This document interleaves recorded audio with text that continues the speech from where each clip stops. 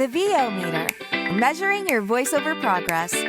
Whether you're a veteran voice actor just starting out or don't even know how to set a level, we're here to help you avoid the pitfalls along your voiceover path to success. The VO Meter is brought to you by Voice Actor Websites, VocalBooth To Go, Global Voice Acting Academy, JMC Demos, and Sennheiser. The VO Meter is produced in part using Source Connect, made by source-elements.com. And now, your hosts, Paul Stefano and Sean Daly. Hi, everybody, and welcome to episode 65 of the VO Meter. Measuring your voice-over progress. We've got an amazing guest with us today. Hillary Huber is one of my favorite audiobook narrators, and she's just got such a lovely voice. I really enjoyed talking to her during the interview. Hillary is also an audiobook coach. We'll talk to her a little bit about that. But before that, we have our... VoiceOver Extra brings you the VO Meter reference levels. Seriously, guys? That's the best you could come up with? Hey, it's your show. So, Sean, what's been happening in your VO world since last we talked?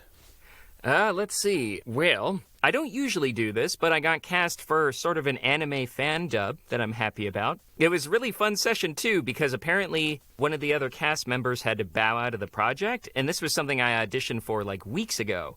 And then the director reached out to me and was like, hey, there's a role that's available. You want to try it? And then so we just scheduled like a directed session. I tried out a voice, and then it was just silent on the other line, and she's like, yeah, you're that character. All right, who else do you want to be? And I was like, this is awesome. And then the same thing happened 2 more times. I tried another character, another voice, quiet. Yeah, you're them. Who else do you want to be? And then repeat it again. It was pretty awesome. So we've been working on that this week, and then I've had some great aha moments. I've been teaching a lot for GVAA and Rekindle School, and we just wrapped up our VO 101 class for Rekindle.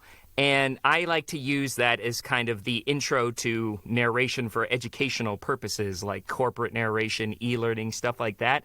And we had such a lively discussion, and everyone was like really involved and attentive, and like my own passion for it was just really shining through, because the way I look at educational narration is the same way I look at education, right? Like it's the difference between just being a good teacher and being a great teacher, right? That investment in who you're trying to teach and letting your own natural enthusiasm carry through. So we joked, and we sort of came up with this mantra on the fly, but it's like, don't be a 101 instructor, be a one-on-one instructor. So put that on your booth or whatever, or on a T-shirt, so you remember that. Not bad. So that's pretty much it. So I'm feeling pretty good about that. Or actually, one other thing, this isn't so much VO related, but one of our GVA members got me the most thoughtful Christmas gift this year. It was amazing. She put this framed cross-stitching up of Skeletor, which you guys know I'm a huge fan of, and it said, "Everything I do is for the sake of evil." And it's just like, I had this big old grin on my face. I was like maniacally laughing to myself the moment I saw it. And so if you're listening, Jennifer, thank you so much. It was a really, really thoughtful gift. That's awesome. Congratulations. Thank you. Yeah, I made a difference in someone's life. An evil difference. An evil one, the best kind. So what about you, Paul? What's going on in your VO world? Well, first of all, this is going to be the first episode of the new year, so Merry Christmas, Happy Hanukkah, Happy Kwanzaa, whatever you celebrate, and Happy New Year for 2021. I, for one, am really looking forward to that. Yeah, me too. Knock on wood. As far as things going on, it's kind of the year-end downturn for me. Not a bad thing. I'm actually enjoying kind of having some time down, and I needed some time to reconfigure some things, which we'll talk about in a second. But one cool thing that happened right before the holiday break was me and all 3 kids signed with a new agency, which is kind of cool. Woo! I had to thank Uncle Roy Yokelson because he put out this referral to people on Facebook that this particular company was looking for submissions. So I sent a submission to MCVO, which is a collaboration of the Laulapidis Company and Model Club Inc. of Boston. So it's MCVO, and they're located in Boston, Massachusetts. So a city I've never had representation in. Pretty excited to see what comes from there. Wonderful. Congratulations to you and the kids. Thank you. Yeah, we already had some auditions, and pretty excited about the opportunities up in Beantown, as they say. Very nice. Other than that, I'm working on a couple of author-narrated books for Twin Flame Studios. Actually, working on several of them. I mentioned that in the last episode, and that just continues, so I'm grateful for that. No other real groundbreaking projects I can think of that I can talk about right now. There might be one in the next episode, but we have to wait and see. We call that a teaser in the biz. So yeah, what I really want to talk about involves our questionable gear purchase. And I'll go first because, by Jove, I've done it again. Is that the right phrase? No. By Jove, yes. Dang nabbit, I've done it again. Yeah, so Stefano Booth Bonanza 2.0 is on again. I sold my Whisper Room. It's now completely taken apart and in my garage. Interesting thing to note there is that I've learned that 5 years of aging can really damage your body. I moved the entire Whisper Room into the house myself, I think I mentioned in lots of other episodes, and carried it up the flight of stairs to the second floor.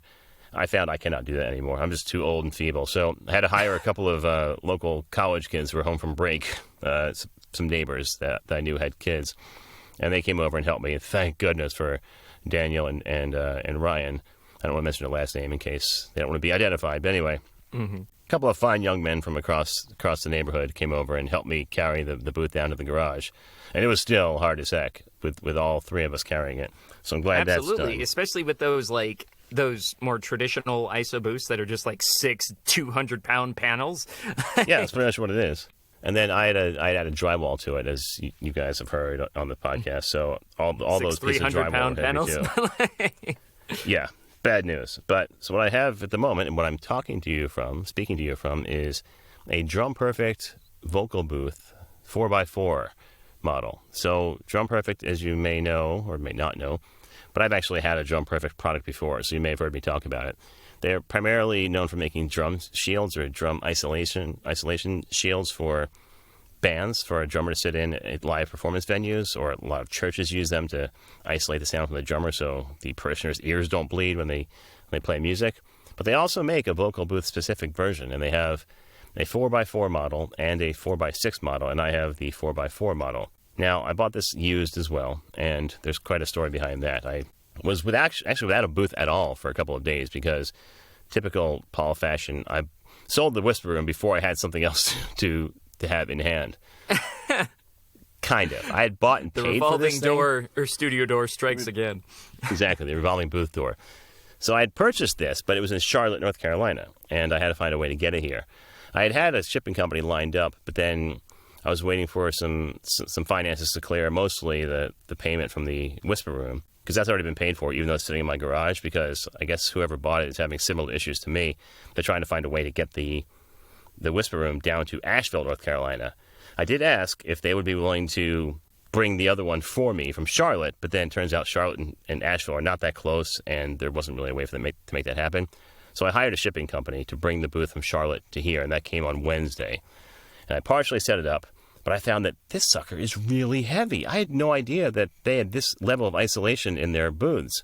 The one I had before that I used to call Franken booth was basically a drum shield that had the plexiglass front that was basically supposed to be the front of the booth. I had rigged it so I was only using the absorbent wood panels, but even those wood panels were hollow, so they were like felt or carpet-covered hollow panels with wood frames around them. They're basically just meant to absorb the low-frequency sounds of the bass drums and the kick drum and maybe the tom.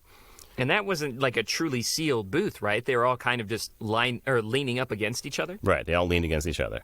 So this sucker every panel is solid wood all the way through, or it might be MDF actually, medium density fiberboard, but it's really thick. It's at least 2 inches thick.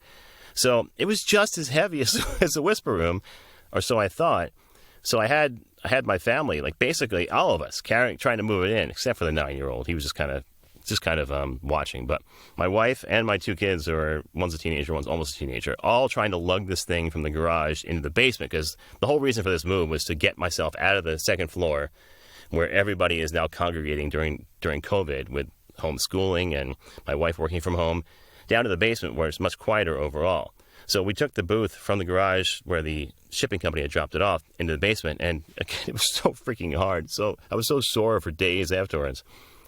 But I just actually got off the phone with the company before we started recording to find out if I were to move this back upstairs at any point, if that would be possible. And it turns out this Drum Perfect booth is 750 pounds, so I would not be moving that anywhere upstairs because that was my main worry with adding anything to the Whisper Room, is that it was too heavy as it was for my house that was built in the 1970s.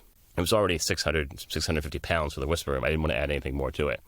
So here I am in the basement in this new booth, and I do still hear some background noise. You might hear some footsteps during the podcast, maybe the heater in the background. So I'm trying to do some things to maybe shore it up a bit, maybe add some mass-loaded vinyl. I might think about adding some drywall or some plywood to it because it's not a perfect situation right now. And you and I have talked privately about what I might be able to do, but right now it's going to have to be good enough, and we'll see in a couple of weeks if I change my mind again and have another booth bonanza where I start shifting things. My wife's convinced that'll happen. Me too. And I was about to say, you usually don't get this squirrely and cabin fevery until the summertime when all the booths go on sale. Well, that's the thing. There's a lot on sale right at the end of the year. I guess people are trying to get money for the holidays or something. So, including me, I was selling one, and there was a lot of other ones for sale too. And there's even one that you might see on the Facebook groups. Actually, I think we talked about it. There's a gentleman selling a studio bricks I think it's actually in North Carolina again. For some reason, every booth in North Carolina is for sale. So there's a studio bricks for sale, but it has no door. So that's a bit of an issue because the door is a big part of the studio bricks soundproofing. But that did tempt me for sure. But basically, that's the end of my questionable gear purchases, which as if it wasn't enough. Oh, Quality over quantity this time. I also found out my mic's bad in process. Oh no, which one? So right now I'm using the MKH 415. I found out there's some sort of electrical hum in the Rode Procaster, which I use mostly for audiobooks. I was kind of hoping to replace that because I wanted something that sounded a little more robust now that I'm in the basement and don't have to worry about some of that low-frequency rumble I was using the Dynamic for. So maybe it's a blessing in disguise. But yeah, I plugged in the mic, and there was this really noticeable hum. At first I thought it was a ground loop. I started turning off lights and swapping mic cables. I found out it was only in the Rode mic. The mic I'm on now is fine, and a couple other mics I have also sound fine. So I think the mic went bad in transport just from upstairs. But Sorry, yeah, it's muted. we'll see how things go. Man, that stinks. But, I mean, as I'll talk about in a second, it's like whenever you make changes, minor or major, you really have to assess the entire chain because it might kind of it might reveal chinks in the overall armor, if you will. Yeah, it could have been just one minor change in the circuitry in the house between here and the upstairs that made that sucker hum, but it's basically unusable in the current location. But like I said, I'm not that worried about it. I have plenty of other mics, and Lord knows I don't mind buying more. I was about to say, you have no shortage of substitutes. Yeah, that was a nice thing, to test. So, word to the wise, have a backup, or 3, or 2.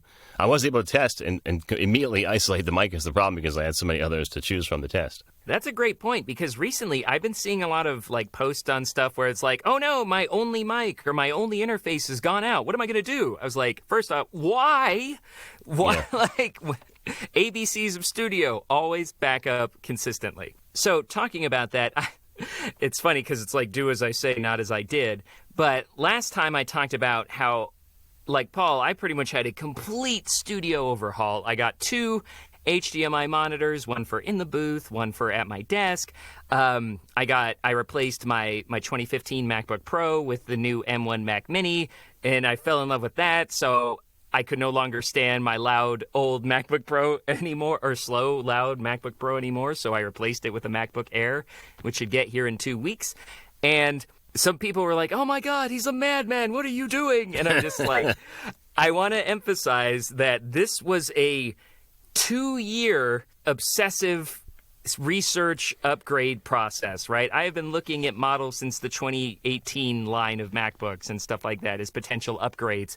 And I always felt like I was making a compromise. It was either too large and too heavy for the power, or I just couldn't, like I said, I always felt like I was compromising somewhere. And having never had my own desktop computer, or a quiet one, it's just amazing. It's so hard to go back to that jet engine fan. And like I said, for my use case, my primary programs that I use, Twisted Wave, Isotope, and the fact that my interfaces are all USB class compliant, like the mixer face and the SBL Creon and the Audient ID4, I was in an okay place to make the switch, right? So I want to caution people who are really excited about this stuff and want to use me as justification for their own purchases, which I'm usually okay with, is to just make sure that this is something that's not going to upset your workflow. It didn't for me. There were things that I did have to adjust to, like I had to get a newer version of Microsoft Office, and I'm no longer able to use my Adobe CS6 Creative Suite, which was like the last way you could get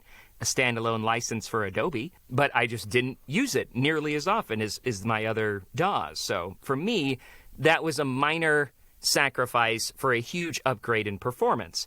And that's what I want to talk about also, is that I realized after the upgrades that my tools were literally holding back my output. So it made complete sense to actually upgrade the tools to be able to do more work. So for me, it was a prime time to upgrade. And if you're in a similar situation, it might be time for you as well. But like we talked about with the importance of backups, don't necessarily throw out your old machine until you're sure that the new setup isn't going to have any unpredicted problems that you didn't expect. So that's my tangent. I just wanted to temper my previous enthusiasm and just be like, hey guys, it's not all sun and rainbows. There's a lot of preparation and research and stuff involved. But if you do that, you know what they say, buy right by once, buy wrong by twice, and all that. So anyways, tangent over. Well, that wraps up our lengthy reemergence of questionable gear purchases. We'll get to our interview with Hillary in just a moment, right after a word from our sponsors. Walgreens, because it's flu season, and you live in a place with doorknobs and handrails and, people. We tried booking a vacation rental on one of those other websites. They don't always tell you everything. The stars take it to the red carpet. We are back live from the red carpet. California leads the way for change in America, and so does Kamala Harris. Rated M for mature. Claire Redfield. And who exactly are you? So, yeah, what hashtag should I use to describe a grown man in a tuxedo wrestling a goat? And prior to 1933, many of them belonged to a variety of political parties that were now outlawed in Germany. This is the story of how Q got curly. Quinn was crazy about curls. Curly fries, curly straws, curly-haired dogs. Hey, Jay Michael here. Thanks for listening to the VO Meter podcast. It's one of my favorites. If you're looking for a great demo like the ones you just heard, check out jmcdemos.com for more information. How many times has this happened to you? You're listening to the radio when this commercial comes on, not unlike this one, and this guy starts talking, not unlike myself. Or maybe it's a woman that starts talking, not unlike myself, and you think to yourself, geez, I could do that. Well, mister, well, missy, you just got one step closer to realizing your dream as a voiceover artist, because now there's Global Voice Acting Academy. All the tools and straight-from-the-hip, honest information you need to get on a fast track to doing this commercial yourself. Well, not this one exactly. Classes, private coaching, webinars, home studio setup, marketing and branding help, members-only benefits like workouts, rate and negotiation advice, practice scripts, and more. All without the kind of hype you're listening to right now. Go ahead, take our jobs from us. We dare you. Speak for yourself, buddy. I like what I do. And you will too when you're learning your craft at Global Voice Acting Academy. Find us at globalvoiceacademy.com. Because you like to have fun. Hi, everybody. Our guest today has recorded over 500 audiobooks spanning many genres. She's a multiple Audio Award finalist, including Best Female Narrator, multiple Earphone Award winner, Voice Arts Award winner, and one of AudioFile magazine's best voices. Hillary Huber has a Bachelor of Arts in English Literature and is a voracious reader and listener. Raised in conservative Connecticut and hippie Hawaii, she has a unique perspective, or so she says. She splits her time between Santa Monica, California, and New York. Most of that time is in a 4x4 padded room. Booth. Anyway, ladies and gentlemen, put your hands and voices together in welcoming Hillary Huber. Woo! Woo! Thanks, guys. So, Hillary. Hi. How are you? First of all. I'm great, you guys. How are you? Thanks for having me on. We're hanging in there like we all are trying to do, right? Yeah. So, Sean just gave that eloquent background, and there's some tidbits in there, but I'm curious how exactly you got your start in the entertainment industry. I've acted my whole life. Only because I enjoy it. I never had any sort of intention of being an actor, but I loved theater. And so I took theater all through school and did summer stock and just loved it. But then when it came time to have a career, that didn't really occur to me. I bounced around doing a bunch of stuff that is not terribly relevant. But my husband was in advertising, and so I was around ad people all the time who would say, wow, you've got this voice for radio. You should do voiceovers. And so I did. I started, we'd moved out to California from New York, and I started doing commercial voiceovers. There was a rocky start at the beginning, but I got a foothold when the time was right. And I had a really great, thriving voiceover career commercially, some animation, promos, stuff like that. But after about 10 years in that, it was fun. It was great. I loved the people. I loved the job. But it wasn't feeding my soul in any way. It just is, how many Slurpee commercials can you do? It's, I wasn't feeling like I was leaving anything beautiful on the earth. And I needed to scratch something a little deeper and a little more creative. I'm a maker. I like to make things. I like to leave something behind. So it's really two-pronged. There was that desire to do something that felt more fulfilling, but also I knew that I wouldn't stay relevant forever in the world of commercials. There's a demographic. Anybody who knows anything about advertising knows the demographic, 25 to 40 or something. And even though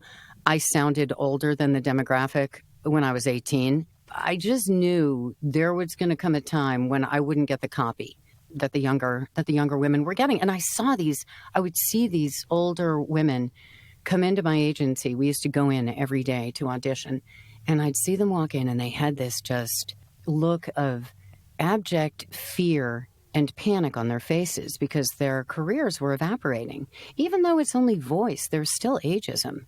And I would look at them and say, my God, I never want to wear that face. That terrifies me. I've got to think of a pivot.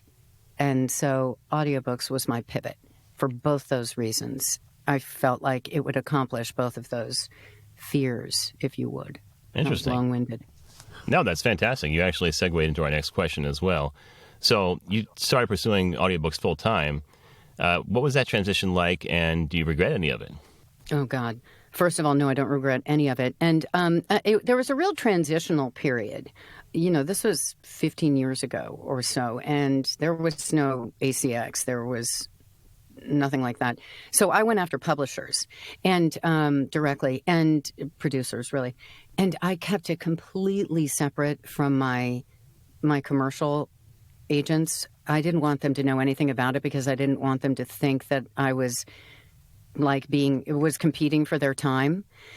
And it was really stupid looking back on it, but they still to this day are like, oh, audiobooks. We can't be bothered with that. So I kept it very private and very separate, and I recorded at home from the get-go, from the beginning. So my time was still always my own, so I could always run off and do commercials. So for the first 5 or 7 years, I still had a very active commercial career. And then audiobooks started taking over. It really became almost 100%. I still do some commercial work for the last 7 or 8 years. So it was a bit of a transition. And no, well, okay, I regret the money. I could make in an hour what I make in a week. So I do regret that. But as far as everything else is concerned, creatively, passionately, I mean, I'm a reader. I don't regret anything like that. Any of that. No, I love it. I still wouldn't mind booking a couple jobs a week just to... I'm trying. Just saying, casters, if you're listening. Yeah, I'm trying. I'm still trying. But, yeah. Well, speaking of that, you mentioned in your bio you actually do work on both coasts in California and New York. Is that something you're still doing now? And is it anything different about the two markets and how you pursue work? That's a good question. So I've always spent a couple months, the summer months, in New York, in Long Island, not in the city, but in Long Island, just because I grew up doing that and I like it. And I would go into the city to work when I booked jobs. And I liked that too because I had a studio set up out in Long Island for a little while. at a friend's recording space, and I found that I was constantly negotiating with myself. Well, if I go in and record a couple hours, then I get to go to the beach. But then you have to go back in, you have to record a couple hours, but then you get to go have a cocktail. But then, and I'm a crappy boss and I'm a crappy employee. I give myself breaks and I take them all the time.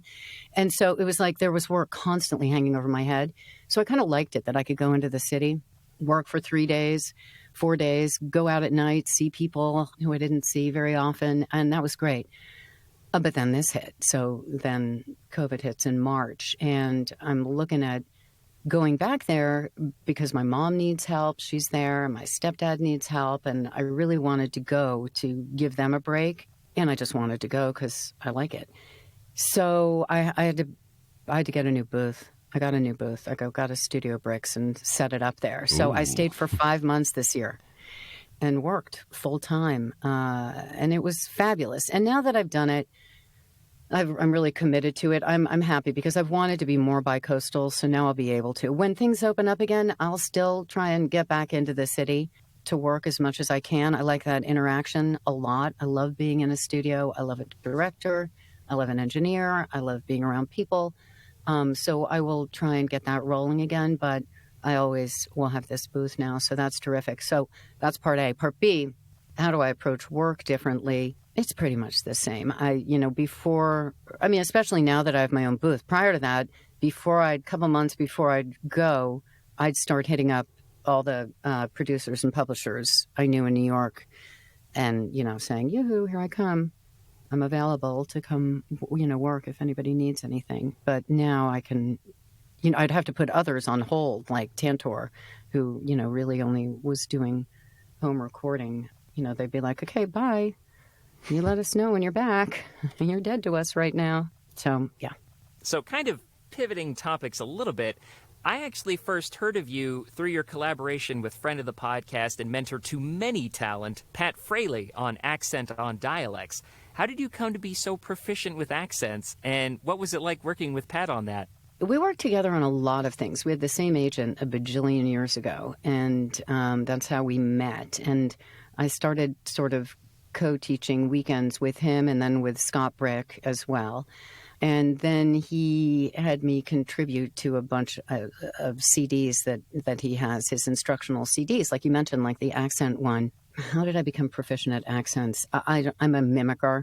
I think I'm not a musician. I wish I was. I really wish I was. But I think I have a musical ear, and I'm just an aper and a mimicker. So I listen a lot, and I'm constantly...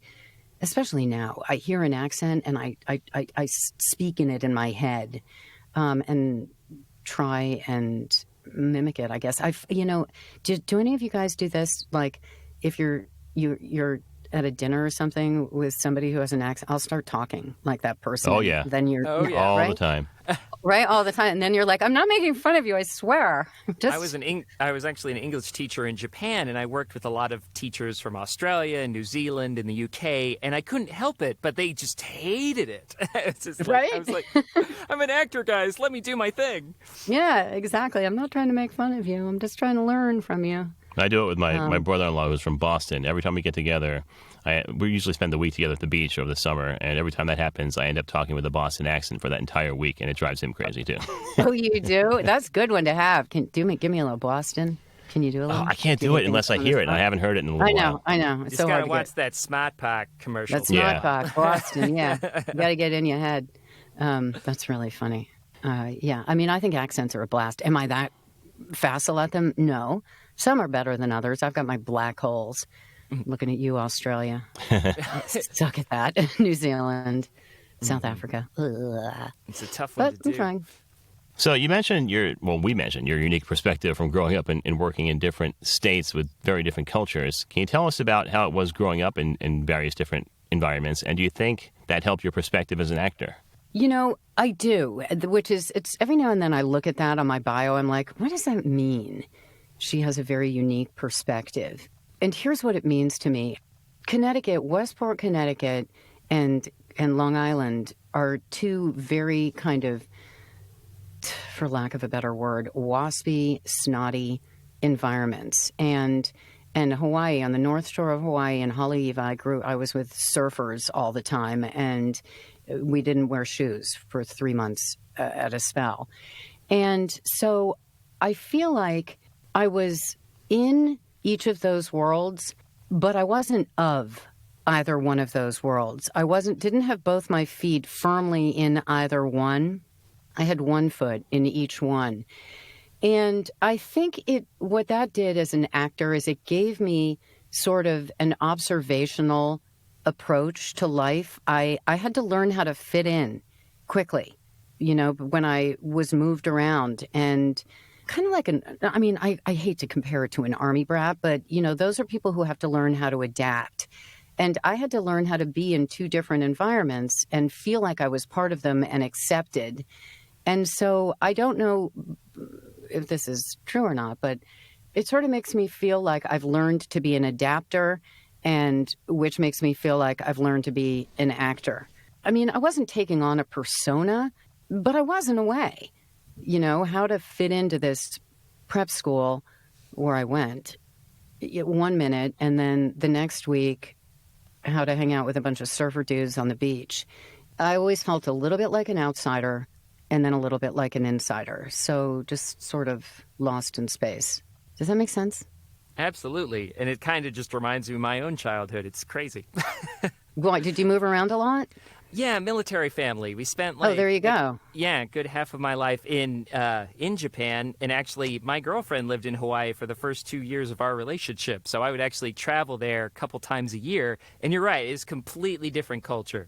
Yeah, I don't know. I think it's great to get taken out of your comfort zone and have to adapt. And it's something that say comparing like America to Europe or places where multiple countries are nearby, we just don't get that opportunity to explore different cultures and different perspectives.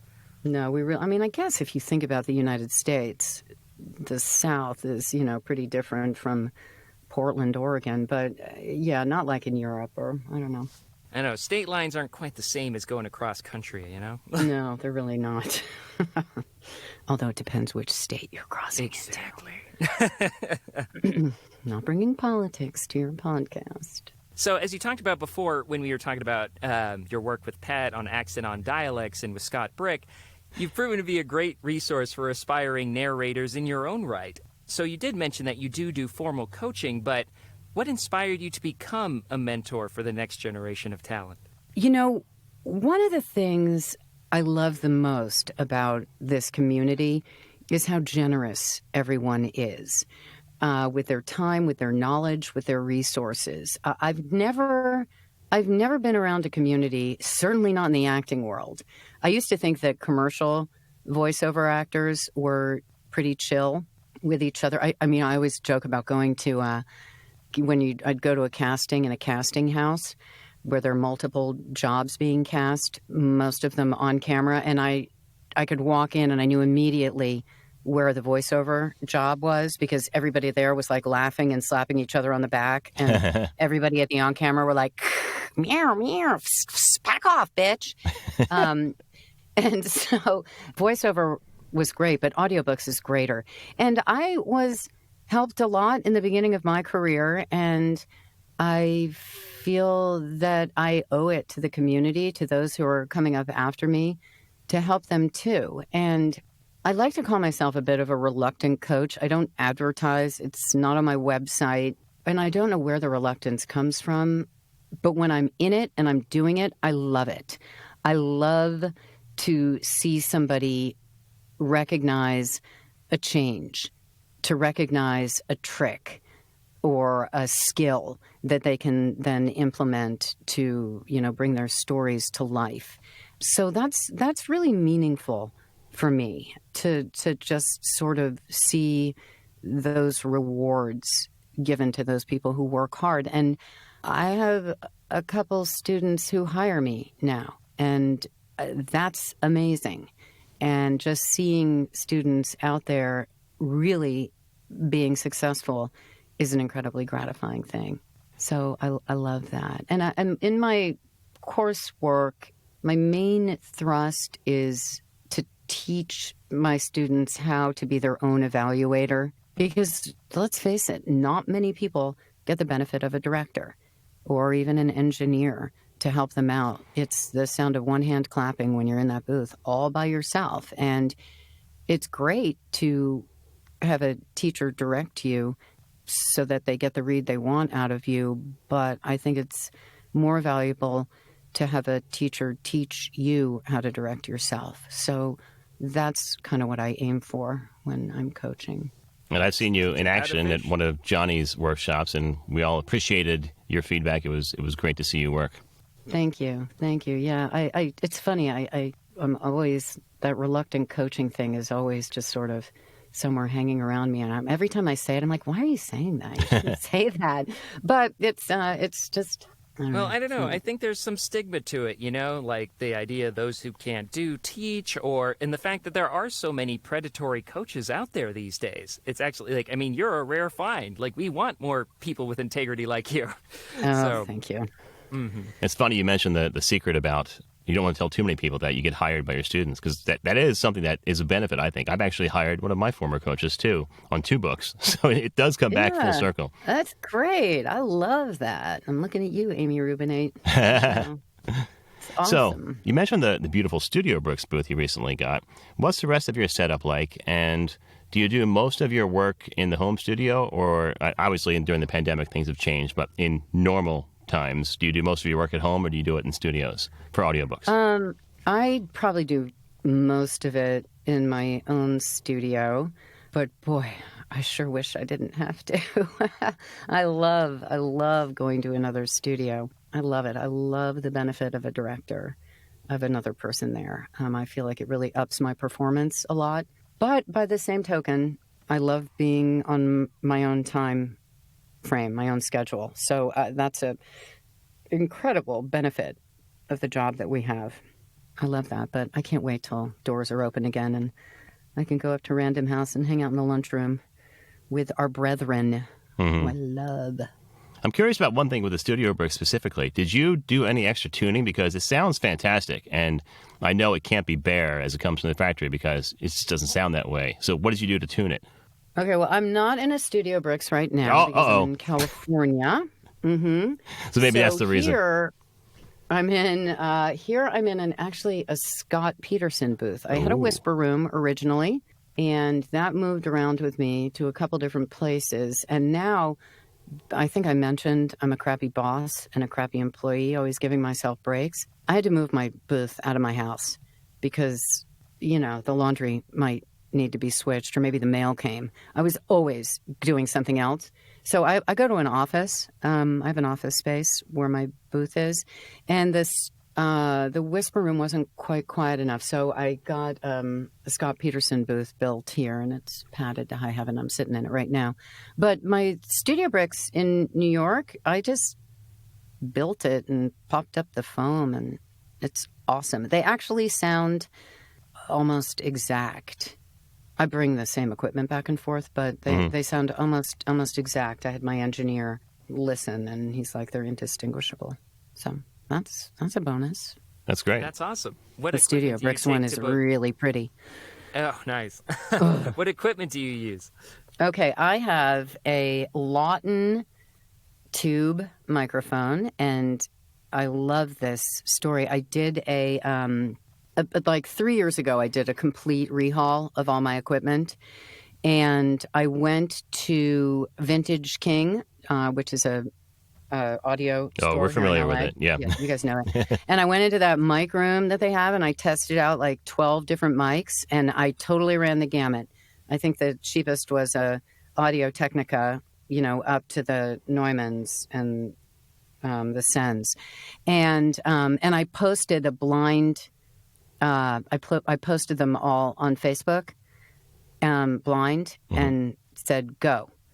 And the feed, I don't know. I wish I could find the feed. It was so much fun. The chiming in of, oh my God, I'm sure that number eight's the Neumann. No, it's not. Listen to her on number 6. That's the Sen. No, I like her on it. Back and forth and back and forth. It was so great. And I said, I'm buying the one you guys pick. And I won't name him because if I name him, he'll commit Harry Carey for sure. One of our colleagues was certain that the Audio Technica, that, $200 AT whatever, was the Neumann, and he was going to go to his deathbed swearing it. And he was so pissed. He's like, no, I can't trust my ears. So anyway, this is the one that everybody chose, is this Lawton 320. It was totally mid-level. I was ready. I was going to drop the dough on the big one, but maybe because I don't know why. I just didn't. They liked me more on this. It's a Lawton 320. I don't even know. But I have to plug it in. It's a tube mic, right? Is that what it is? It has to warm up. Currently on Sweetwater for $479.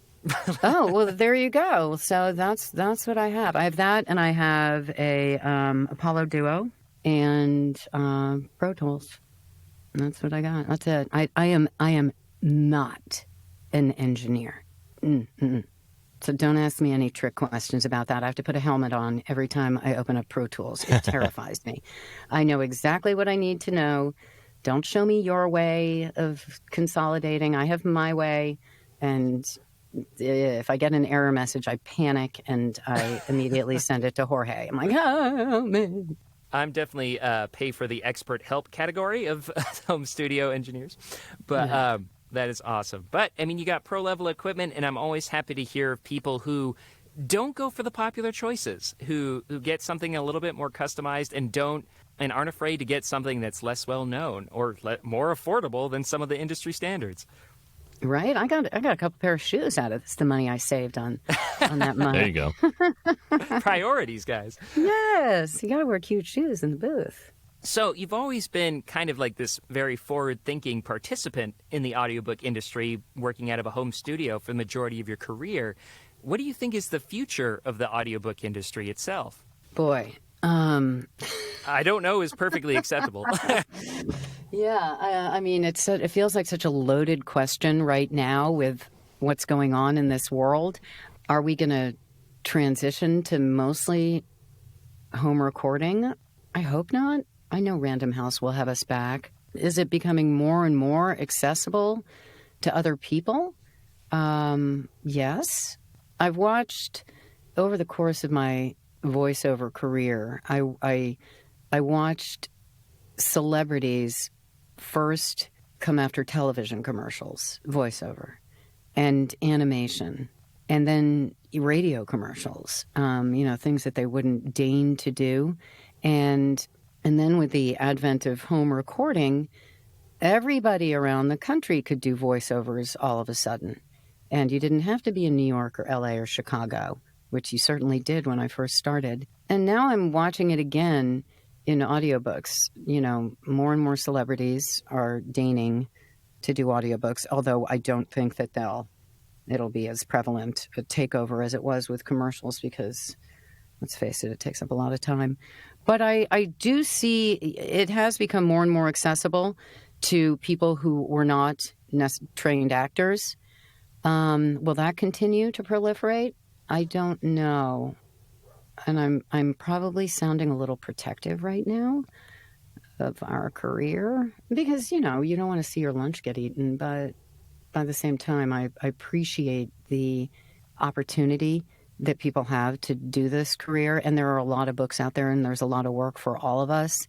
I don't know. I go back and forth, like wanting to protect my fort and then wanting to open the door and let others in. I don't know if that speaks to the future of audiobooks. I think it's going to continue to grow. It's the fastest growing sector in the entertainment industry. I don't see why that won't continue. I think they'll continue to grow, and I think that there will continue to be opportunity. Well, along those lines, Hillary, what advice do you think is prudent to give to aspiring actors and narrators in the current pandemic and then beyond? Keep learning, keep training. Every coach that you engage with, every workshop you attend, you're going to get something out of. I really enjoy the different perspectives. I don't attend any workshop as a coach and walk away without learning something. It's interesting, Paul, that you said narrators and actors, because I would like those to be the same thing. I think you have to be an actor to be a narrator. You have to have some kind of acting training in order to really understand this kind of performance. So I would encourage anybody who wants to grow their career to take the acting aspect of it seriously and take some classes, take even improv classes, to just learn as much as you can. Open your mind to other people's opinions and other people's methods and other people's tips. And just like Pro Tools, there are 10 ways to do each function. So you find the ones that work best for you. And ditto with coaching and narration. You're going to hear a lot of different opinions about how things should be done.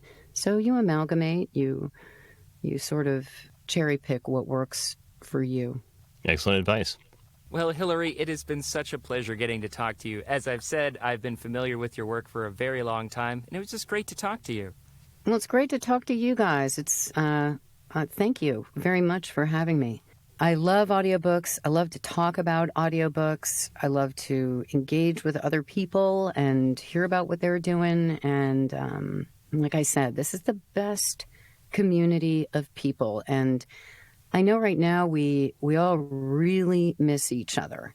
People are struggling, and anything we can do to engage and bring each other together, like this podcast, I'm really grateful for. It's a wonderful thing you guys are doing, and it strengthens our community.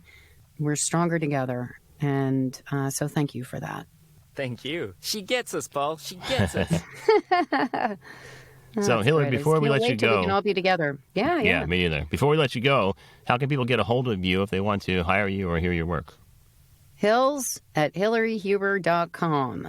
HILLARYHUBER. Hills@hillaryhuber.com.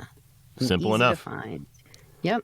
Well, thanks again for being here on the VO Meter, and look forward to getting together in person sometime soon. Paul and Sean, thank you so much. I cannot wait. Hey, Sean, what's a vocal booth? It's an acoustically treated space to record voiceovers, sing, or practice music. Okay, so then what's a vocal booth to go? An acoustically treated space to eat a cheeseburger and fries?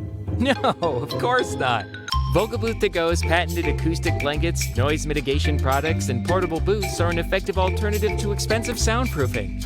They're often used by vocal and voiceover professionals, engineers, and studios as an affordable soundproofing and absorption solution. Oh, I have it now. Actually, I've always had it. I've used Vocal Booth To Go's products for years, and I can't recommend them enough. Vocal Booth To Go. We make your environment quieter for less. As a voice talent, you have to have a website. But what a hassle getting someone to do it for you. And when they finally do, they break or don't look right on mobile devices. They're not built for marketing and SEO. They're expensive. You have limited or no control. And it takes forever to get one built and go live. So what's the best way to get you online in no time? Go to voiceactorwebsites.com. Like our name implies, voiceactorwebsites.com just does websites for voice actors. We believe in creating fast, mobile-friendly, responsive, highly functional designs that are easy to read and easy to use. You have full control. No need to hire someone every time you want to make a change. And our upfront pricing means you know exactly what your costs are ahead of time. You can get your voiceover website going for as little as $700. So if you want your voice actor website without the hassle of complexity and dealing with too many options, go to voiceactorwebsites.com, where your VO website shouldn't be a pain in the you-know-what.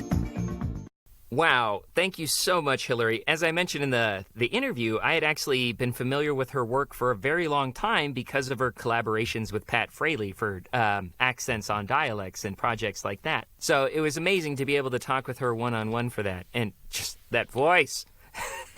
Yeah, she does have a great narration voice, and I've seen her in person do coaching, and I'd love to sometime work with her one-on-one because I think she's great at that as well. So thanks to Hillary for being on the show. Well, that wraps up this episode of the VO Meter. Coming up, we have an interview with the founders of Storylight, the podcast, as well as Byron Wagner, who's a narrator for them and just came off a live performance and is going to be doing another one. So look forward to hearing from them.